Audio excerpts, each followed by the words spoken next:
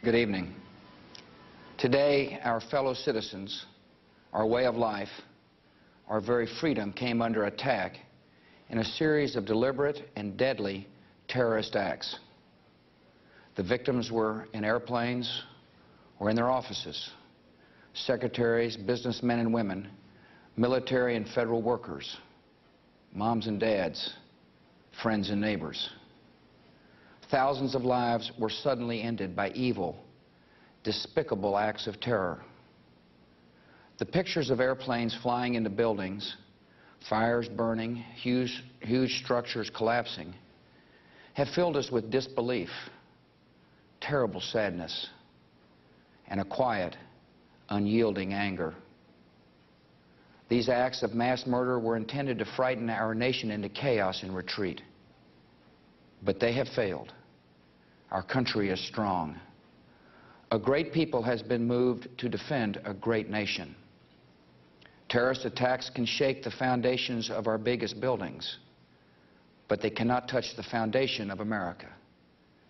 These acts shatter steel, but they cannot dent the steel of American resolve. America was targeted for attack because we're the brightest beacon for freedom and opportunity in the world.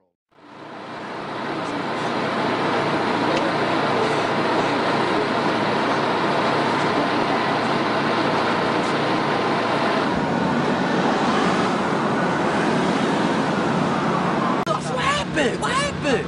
Let's look at the news. I said, a building fell down. What building? What building? The Twin Towers. Get the fuck out of here.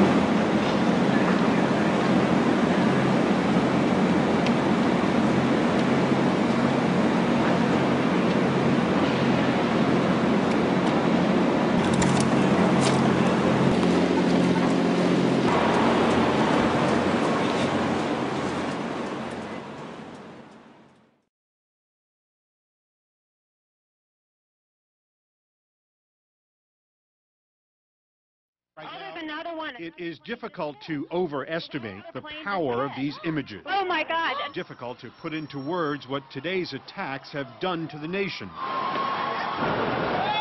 Calamities almost unparalleled in the country's history.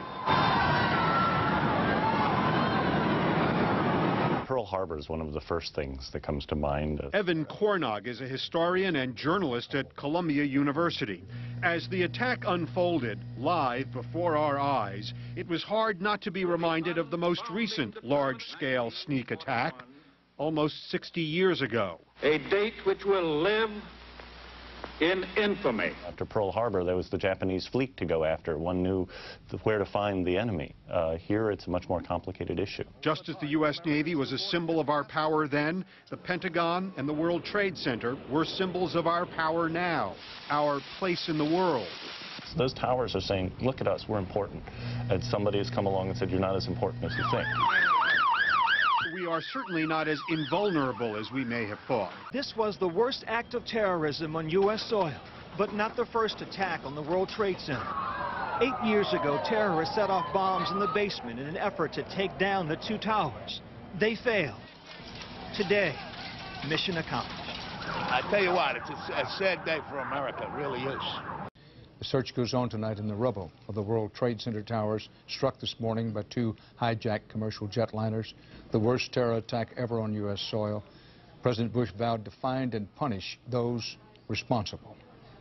CBS News coverage of the attack on America will continue in a moment.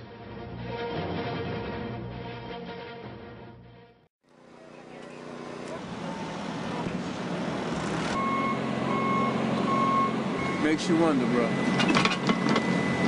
Just makes you wonder.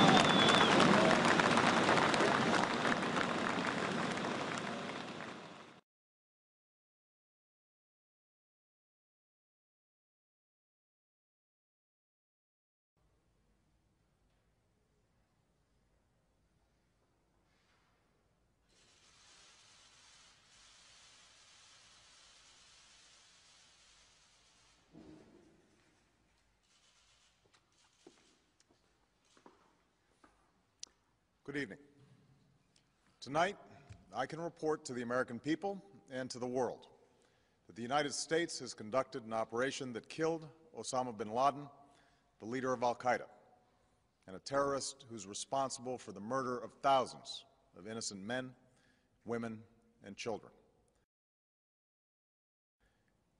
It was nearly 10 years ago that a bright September day was darkened by the worst attack on the American people in our history. The images of 9/11 are seared into our national memory.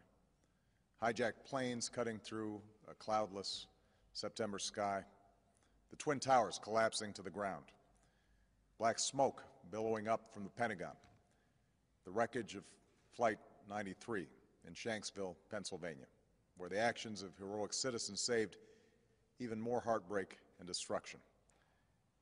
And yet we know that the worst images are those that were unseen to the world. The empty seat at the dinner table, children who were forced to grow up without their mother or their father, parents who would never know the feeling of their child's embrace, nearly 3,000 citizens taken from us, leaving a gaping hole in our hearts. On September 11th, 2001, in our time of grief, the American people came together. We offered our neighbors a hand, and we offered the wounded our blood. We reaffirmed our ties to each other and our love of community and country. On that day, no matter where we came from, what God we prayed to, or what race or ethnicity we were united as one American family. And on nights like this one, we can say to those families who have lost loved ones to al-Qaeda's terror, justice has been done.